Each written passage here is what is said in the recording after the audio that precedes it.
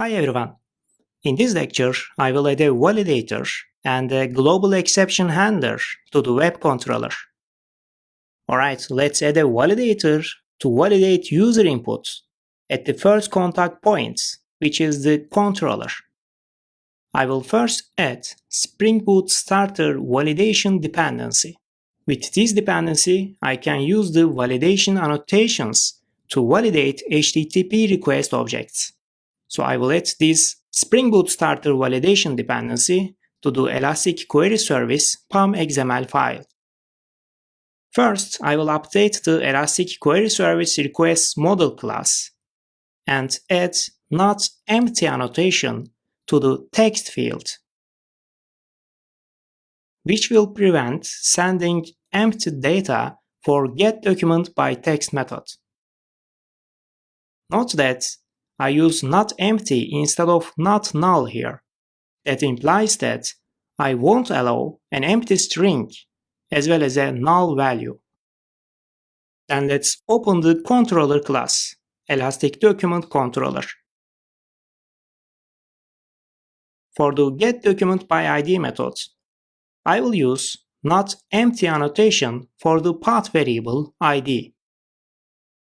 And then for the getDocumentByText method, I will use valid annotation for the request body, which will process the annotations that we set on the request object, like this not empty annotation for the text field.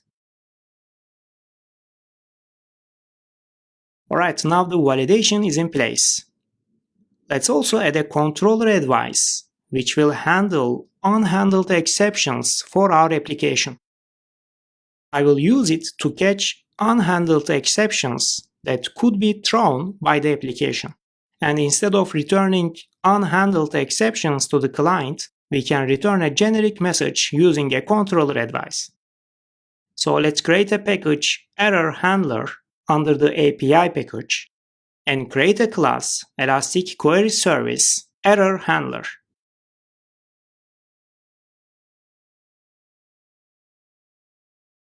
I will annotate this class with controller advice annotation, which will enable to apply exception handler across the whole application. Let's first create a log variable and then create some methods for exception handling here.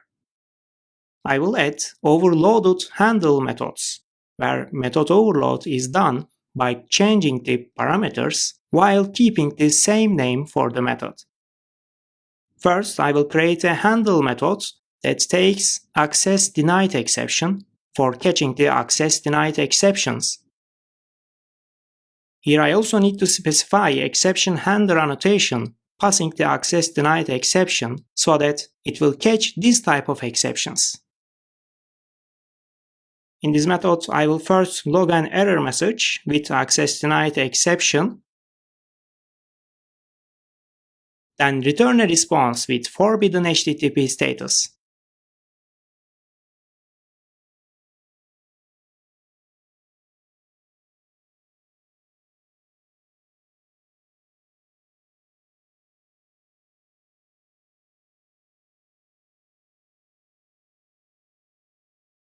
Then I will add a handle method with illegal argument exception parameter.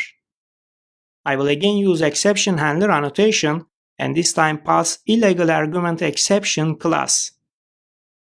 I will log an error message and return a response entity, this time with BET request HTTP status.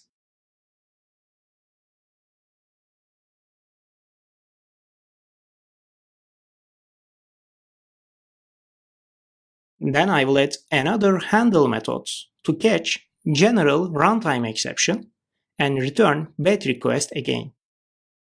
I will log an error message with service runtime exception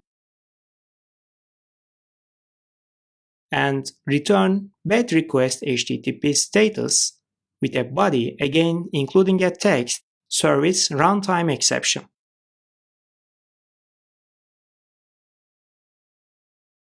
I will then catch general exception class and return an internal server error status code with a generic message. As you see, I used exception handler annotation, this time with exception class. For the illegal arguments and runtime exceptions, I return BET request because those are related with the client. But for general exception, it is mostly related with the server. That's why I return an internal server error here. Finally, I will add another handle method, this time with method argument not valid exception. Here again I will log an error message. And this method is to collect validation errors from the validation annotations that we have specified. So I will return the validation messages with a BET request message in this method. As you can see, I create a map using string key and string value, and then call getBindingResult methods on the exception object and get all errors. Then for each error, I will populate the map.